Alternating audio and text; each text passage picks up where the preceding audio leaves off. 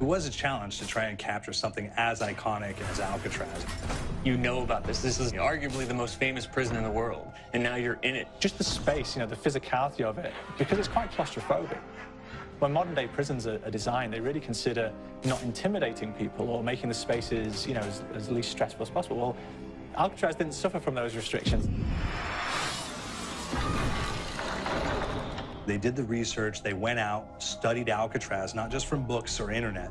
They were actually there to feel the environment, so it really sets a mood that gets you a little spooked. Well, we kind of started with the base layout of Alcatraz. The entire island we ended up roughing out in kind of a white box form, and then figuring out what play spaces we wanted to use out of that, what would be the most interesting areas to play in, and the connections between spaces, and spaces that the public doesn't necessarily get to go into. We really did a lot of pushing to really enhance that psychological horror aspect that we're really looking for. And this is a really good opportunity to really tell something special. Like I got stuck right through the gates to hell! This time around, I feel like it's been identified that there are these side missions that you're going to go out and try to accomplish.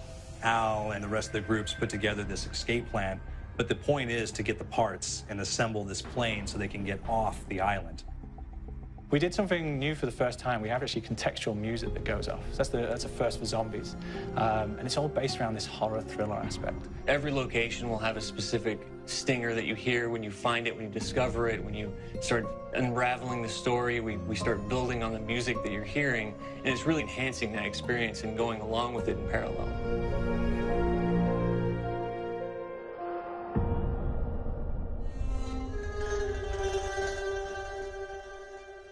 Because we wanted to embrace this kind of horror thriller element, we wanted character actors, guys who could really embody someone and then convey emotion. So that's why we went for guys like Ray Liotta, getting in that kind of guy, we wanted the frantic nature. So he plays a character called Billy Handsome, who's this kind of psychopath who would be employed by the mob to kill people in interesting ways.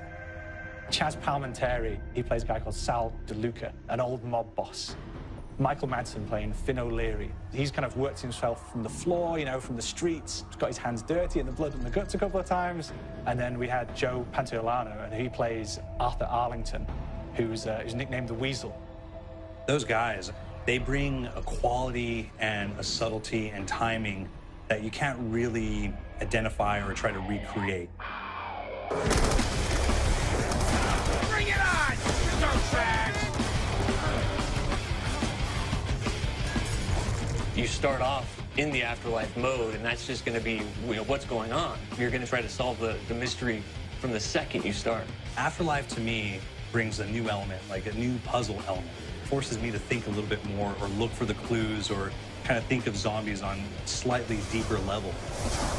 You see clues throughout the map that tell you, ooh, perhaps if I'm in the afterlife, I can interact with this object, or there's some puzzle going on here that I need to be in the afterlife. Back east, I whacked a dirty dentist with one of these.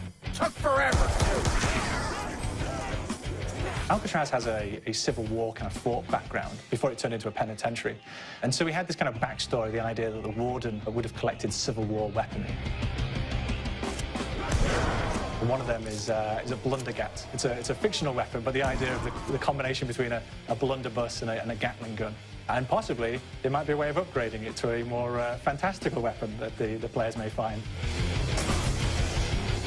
You all gotta go sometime. You just went now. There's one main zombie, one big zombie that's going to come through and wreak havoc on your life. He'll lock down the perk machine, he'll close down the box, so you have to pay to get that open again, so you don't want him to interfere with your process. Now's a good time to pick a fight.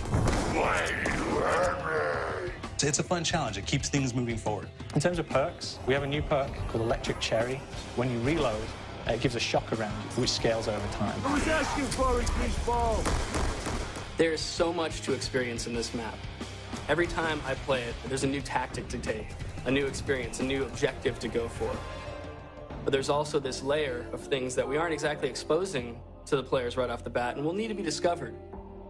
Don't let me go. Is it the calling we hear? We've got the undead in there, we've got these historical elements, and these fantastic actors all seem to be with peace with each other in this kind of same world. So it's magical, and our team is incredibly excited by it. We see the cold.